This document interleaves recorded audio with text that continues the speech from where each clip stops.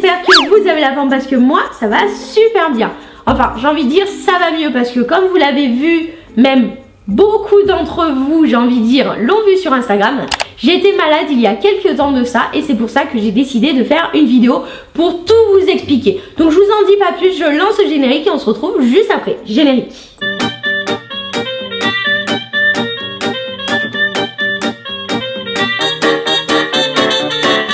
Abonne-toi. Comme je vous l'ai dit en début de vidéo, je suis tombée malade il y a à peu près de ça 3 semaines. Et tout a commencé en fait, d'ailleurs c'est pour ça que j'ai voulu faire la vidéo, en fait ça a commencé par rapport à ce post. Voilà le petit post Instagram que j'avais mis dans ma story. Et vous avez été par rapport à ce post très nombreux à réagir. Donc en fait, ce qui s'est passé, j'ai reçu plein de messages privés sur Insta, sur Facebook, sachant que je ne l'ai pas mis sur Facebook, et aussi des mails. J'ai reçu entre 800 et 1000 messages de soutien, des messages d'amour, des messages de des questions, vous posiez beaucoup de questions, etc. Mais franchement, je tenais à faire cette vidéo déjà pour vous remercier parce que vous avez été, franchement, vous avez été des amours de prendre autant de nouvelles de moi. Franchement, je vous adore. Donc je me suis dit, je dois vous faire cette vidéo parce que à beaucoup d'entre vous, je n'ai pas pu répondre parce que j'ai eu beaucoup trop de messages. Donc je me suis dit, je vais vous faire cette vidéo pour vous expliquer ce que j'ai eu. Comme ça, je vais vous faire une petite story time pour vous expliquer. Et aussi, c'est un message, une vidéo pour vous dire de ne pas non plus trop psychoter par rapport à cette maladie, donc qui a ce virus en fait qui court. Parce que dû à mon expérience, vous allez voir dans la vidéo, dû à mon expérience, j'ai dû attendre très longtemps dans le milieu hospitalier. Parce que les gens, en fait, il y en a qui n'avaient pas les symptômes du coronavirus mais qui avaient peur de l'avoir. Donc pour vous dire, le personnel médical ne savait plus où donner de la tête. Enfin je vous expliquais dans la vidéo, donc s'il vous plaît, si vous n'avez pas au moins 2 des symptômes de la maladie, ne courez pas à l'hôpital, ne courez pas chez le docteur. Moi j'ai eu tous les symptômes et pourtant je ne l'avais pas. Donc s'il vous plaît, il y a des gens qui ont besoin à l'hôpital vraiment de vrais soins. Donc s'il vous plaît, c'est un message pour vous dire que oui, c'est une maladie grave, mais regardez un peu autour de vous, il y a peut-être d'autres personnes qui ont plus besoin de soins. Et voilà, en fait c'était un message de prévention parce que franchement, quand moi je suis allée à l'hôpital, je peux vous dire que waouh quoi, enfin vous allez voir ma vidéo. En fait, alors je vous explique, donc voilà, je commence ma story time, comme ça au moins ce sera plus clair pour vous. Donc en fait, ce qui s'est passé, c'est que le vendredi matin, je me lève, tout allait très bien, j'étais très bien jusqu'à midi. À midi, je commence à avoir un peu mal au niveau là de la colonne vertébrale. J'étais au téléphone avec ma soeur d'ailleurs et je lui dis écoute, ça va pas et tout, je crois que je vais faire de la fièvre. Elle me dit oh peut-être pas et tout. Bon, je mange avec, parce que je mange à midi avec les petits et tout. Non, les petits étaient à la cantine, donc avec Franck, je mange avec Franck à la maison. Et puis là, je me sens pas bien à 1h et tout. Je dis putain, ça va pas bien. Elle me dit allonge-toi, je vais m'allonger sur le canapé. Et puis j'avais chaud, j'avais froid et tout. Donc je me dis tiens, je vais prendre ma température quand même. Là, je prends ma température et là, j'avais 35,6 de fièvre. Donc 35,6 de température, pardon. Et donc pas de fièvre du tout, mais voire pas assez de température. Je dis c'est bizarre. En tant que j'étais à la température et tout, bon, je reste sur le canapé et tout. Ah, j'arrivais pas à m'endormir, et puis je sentais que je commençais à transpirer de plus en plus et tout. Donc je reprends ma température, et là, peut-être 20 minutes après, non, 1 heure après, pardon. 1 heure après, là, 40 de fièvre. Donc là, j'étais vraiment, j'étais au bout de ma vie, parce que moi, dès que j'ai 38, c'est une horreur, quoi. Dès que j'ai 38, j'ai l'impression que je peux même plus lever un stylo, quoi. C'est un truc de dingue. Donc je me sens pas bien, je prends du paracétamol et tout ça, je reste couchée, j'appelle Franck, est-ce que tu peux aller chercher les petits et tout, j'étais vraiment pas bien. Là les enfants rentrent de l'école, Océane elle trouve marrant de me voir en train de dormir, enfin je dormais quand ils sont rentrés, elle trouve marrant de me voir dormir avec tous mes bigummis sur moi. Donc qu'est-ce qu'elle fait? Elle me prend en photo. Moi je me réveille, je dis mais qu'est-ce que tu fais en fait? Elle me dit bah je te prends en photo et tout, puis je regarde la photo, puis je trouve ça trop choupi. Alors qu'est-ce que je fais? Je mets la photo sur Instagram, voilà. Sans mesurer en fait les conséquences, étant donné que vous avez été très nombreux à réagir à cette photo. J'en ai posté qu'une, puis je trouvais ça mignon avec un bigumi et tout. Et à partir de là, j'ai eu plein de messages. Bon, j'ai pas regardé tout de suite parce que j'étais vraiment malade, mais une semaine après, j'ai commencé à checker mon téléphone et tout, et j'ai vu tous les messages, mais c'était un truc de dingue. Donc je me suis dit, faut faire une vidéo. Donc là, 42 fièvre, peut-être 20 minutes après, la fièvre monte à 41, j'appelle le docteur me dit, écoute, surveille ta température, prends du paracétamol, si ça baisse pas, eh bien il faudra venir. Bon, je dis, bon, pas de souci. J'attends donc le soir, parce que j'avais pris en début d'après-midi paracétamol, j'attends très tard le soir, j'en reprends. Là, ma fièvre tombe au bout d'une heure, mais tombe à 38, quoi, elle est pas vraiment tombée. 38-39, je dis bon c'est pas grave, mais elle a été quand même tombée, donc j'appelle pas le docteur. Mauvais choix de ma part. Donc en fait je passe la nuit sur mon canapé parce que j'ai pas dormi dans la chambre, je savais pas ce que j'avais, donc je voulais pas contaminer Franck quoi. Donc je dors sur mon canapé. Puis là au milieu de la nuit j'avais une grosse douleur derrière, en fait dans le dos côté droit. J'ai une grosse douleur, impossible de dormir. Le lendemain, alors même avec le paracétamol j'avais toujours aussi mal. Le lendemain je me réveille. J'avais dormi peut-être 1 heure ou 2. J'étais vraiment pas bien. Entre temps j'ai pas mangé, j'ai pas bu, enfin j'étais vraiment pas bien. Je vais me coucher toute la journée dans le lit. Et là la douleur en fait en début d'après-midi se déplace, mais de derrière elle est passée devant, donc au niveau de la poitrine, mais derrière en fait la poitrine, donc au niveau du poumon. Et là je sentais comme si on m'enfonçait en fait des pics dans le poumon, c'était juste horrible quoi, des poignards dans le poumon, c'était juste une horreur. J'essaye de tenir toute l'après-midi et tout. Pardon, je suis tombée malade le jeudi et c'était le vendredi, voilà. Le vendredi, j'étais pas bien et tout, j'étais dans mon lit et tout. C'était la fin des vacances, voilà, c'est ça. Ah non, les enfants n'étaient pas à l'école, ils étaient partis avec leur papa, voilà, c'était la fin des vacances. Donc je reste dans le lit, puis là, le soir, je me mets à pleurer et tout, j'appelle Franck, bien sûr, toujours le soir. Alors, il appelle le SOS médecin. Bien sûr, personne ne pouvait se déplacer, donc du coup, il me demande si je peux me déplacer. Donc, on va à Nîmes, en fait, à l'hôpital, à côté de l'hôpital, il y a c'est en fait comme un médecin de garde. C'est la maison médicale que ça s'appelle. C'est là où il y a un médecin de garde, où on peut y aller H24, en fait. Il y a toujours un médecin de garde. C'est un peu comme si vous alliez chez votre médecin, mais en fait, c'est à côté de l'hôpital, quoi. Donc, voilà. Donc, je suis pas allée à l'hôpital tout de suite. Je suis d'abord allée là. Donc là je vois un docteur et puis je toussais aussi. Et puis là je vois un docteur qui me dit oulala, elle me met, je sais pas comment ça s'appelle, le truc qu'on met au doigt là pour calculer le cœur, etc. Donc elle me dit bah écoutez, vous êtes en train de désaturer et il va falloir aller à l'hôpital aux urgences. Je dis bon d'accord, j'étais vraiment pas bien. Pour vous dire j'avais du mal à marcher et tout. Hein. Donc elle me dit vous inquiétez pas. Je préviens les urgences, ils sont au courant, ils étaient juste à côté, hein, j'y suis allée à pied. Elle m'a dit je les préviens, ils vous attendent, allez-y. Donc je vais aux urgences et de là, je vais dans le hall d'entrée, donc je me présente, tout ça, je dis voilà, je suis à la maison médicale, c'est mon dossier. Il me dit oui, on a votre dossier, veuillez patienter juste un petit peu, on va vous prendre dans les box. Ok, donc j'attends dans le hall d'entrée et là, il s'écoule quand même 45 minutes. Donc 45 minutes. Je pouvais même pas tenir debout pour vous dire, 45 minutes. J'attends. D'ailleurs, pendant ces 45 minutes, si vous me regardez les filles, je vous ai vu en train de me prendre en photo parce que il y a des filles qui doivent avoir entre 10 et 12 ans qui m'ont reconnue et qui m'ont pris en photo d'ailleurs. Donc j'étais pas au top de ma forme, mais bon. Coucou les filles, si vous me reconnaissez, ça va mieux. Donc en fait, j'ai attendu 45 minutes. Et là, on me met dans un box. Enfin dans un petit à l'entrée des box, enfin, pour ceux qui connaissent les urgences de Nîmes. Là on me fait électrocardiogramme et tout ça, machin, on met un masque sur la tête et tout. Et le personnel médical m'ont demandé si j'avais voyagé à l'étranger, etc. Non, bon, de toute manière on m'a mis le masque et tout, ils avaient quand même un doute. Mais ils m'ont dit on va vous faire quand même une prise de sang. Ils n'avaient pas le test à cette époque-là, pour vous dire c'était le début de l'épidémie. Donc on m'a dit on va vous faire une prise de sang, on va vous faire quand même une radio et tout, mais on sait pas ce que vous avez, ou peut-être une bronchite, etc. Bon d'accord. Du coup, ils me mettent dans la salle d'attente à l'intérieur en fait des urgences. Donc là commence mon gros supplice. Parce que tellement il y a eu de gens qui sont venus en fait qui avaient une suspicion en fait de coronavirus, mais juste parce qu'ils avaient, ils toussaient. Non, je vous jure, hein, juste pour des gens qui toussaient un petit peu.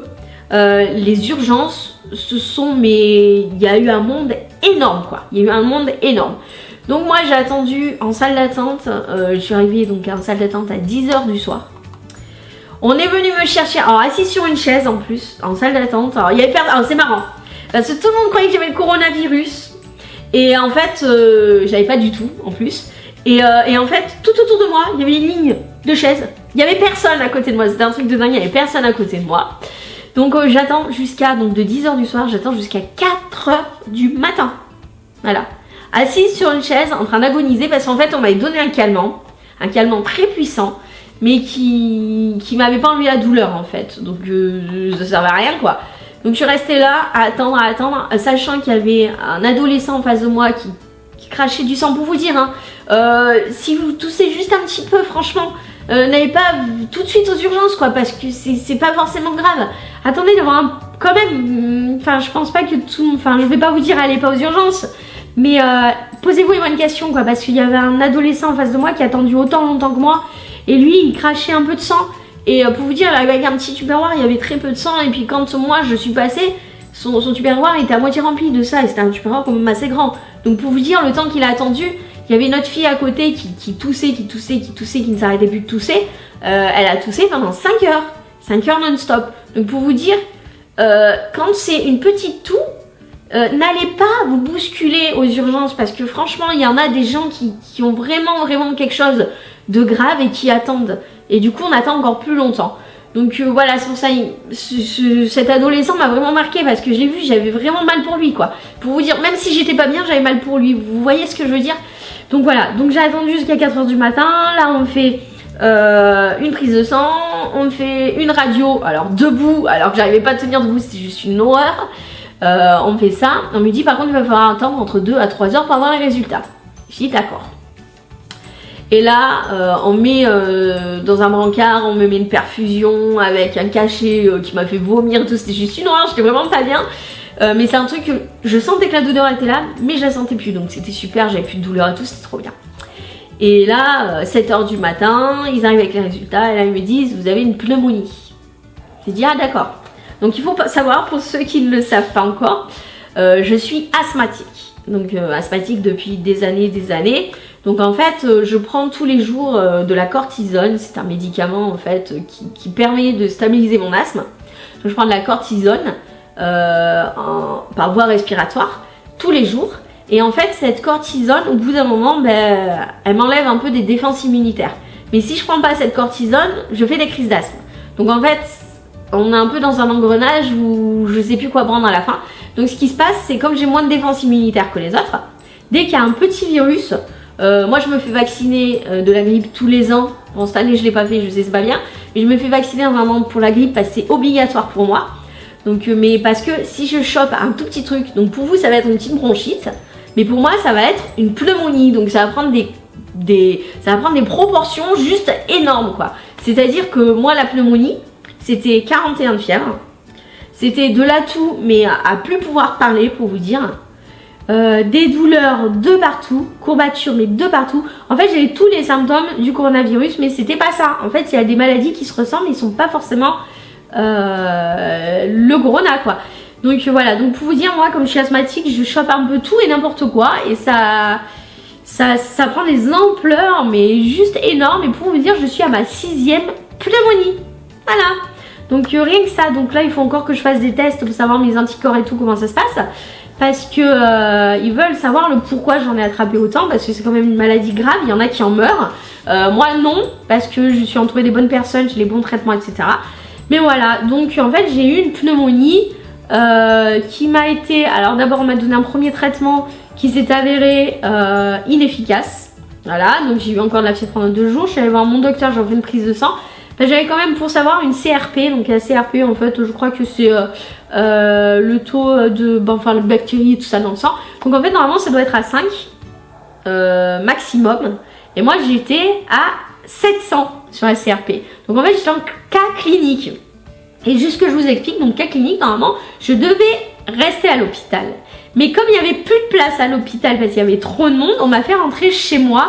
Et pour vous dire, quand j'ai attendu pendant 3 heures sur le brancard, j'étais dans le couloir quand même. Et ils avaient scotché ma perfusion sur le mur. Voilà, donc pour vous dire, comme ils avaient plus de moyens à l'hôpital, parce qu'ils se sont fait prendre d'assaut par les gens. Donc c'était juste, c'était pas très agréable pour moi, pas agréable pour eux non plus. Donc c'est pour ça que je tenais vraiment à faire cette vidéo, puis aussi pour vous rassurer quand même. Donc voilà, donc premier traitement ne fonctionne pas. Je retourne chez mon docteur 48 heures après, bah, c'était prévu comme ça. Bien sûr mon docteur n'était pas là, donc c'était un jeune médecin, donc une interne qui me reçoit. Elle me met un autre traitement, bien sûr, le traitement au bout de 48 heures, là tout était de pire en pire, ça ne marche pas. Et je vois un troisième docteur qui lui, donc toujours le même cabinet, mais comme moi c'est un cabinet où il y a mon docteur, si vous voulez, il forme plusieurs médecins. Et moi en plus dans ce cabinet je devais y aller 48 heures après. Donc du coup j'étais obligée de prendre celui-là. Donc j'ai eu un troisième docteur qui lui, alléluia, au bout de, du coup bah, j'ai pas mangé pendant 72 heures déjà pour vous dire. J'ai mangé au bout de 72 heures mais j'ai dormi en... Donc ça faisait combien ça faisait presque une semaine en fait. Jeudi, vendredi, samedi, dimanche, je suis allée le lundi, le mercredi. Ouais, une semaine. Une semaine après, on trouve enfin un remède pour moi, alors qui est la fameuse machine. Voilà. Donc ça en fait, c'est pour faire des... des masques en fait. Dedans on met du produit. Alors en fait normalement c'est les produits que je prends normalement à inhaler. Mais là en fait c'est un corticoïde, donc de la cortisone et de la ventoline que je mets dedans et que je respire. Donc, et c'est relié à une machine, donc je vais vous montrer la machine qui est là, la grosse machine, qui est comme ça, voilà. Donc au jour d'aujourd'hui, à la maison, je mets ça en route, bon là elle n'est pas branchée, et je mets ça.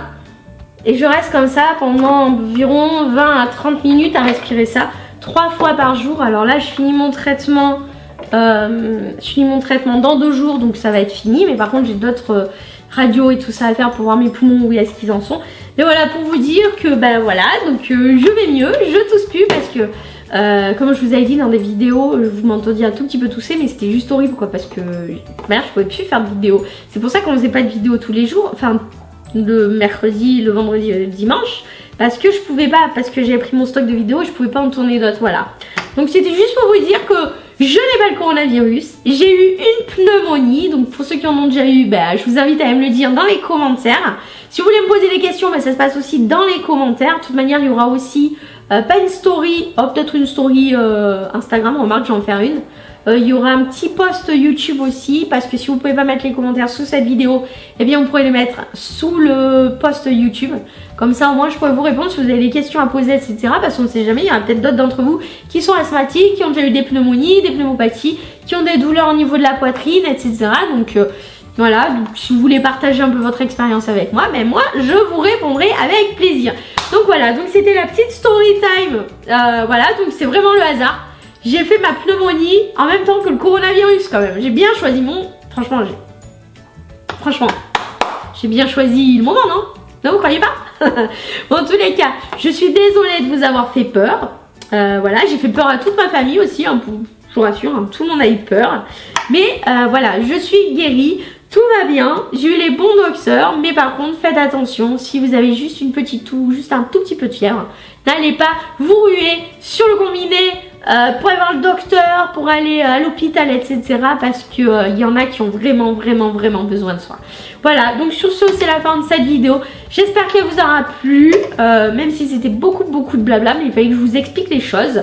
Moi je vais vous laisser, si vous avez aimé, surtout n'hésitez pas à mettre un gros pouce vers le haut. Je remercie tous ceux qui m'ont laissé des messages, tous vous êtes juste géniaux. Puis voilà, hein. Puis aussi, ah oui, si c'est pas déjà fait, eh bien abonnez-vous. Et puis moi je vais vous laisser. Et en attendant la prochaine vidéo, je vous fais des gros bisous. Et je vous dis ciao ciao.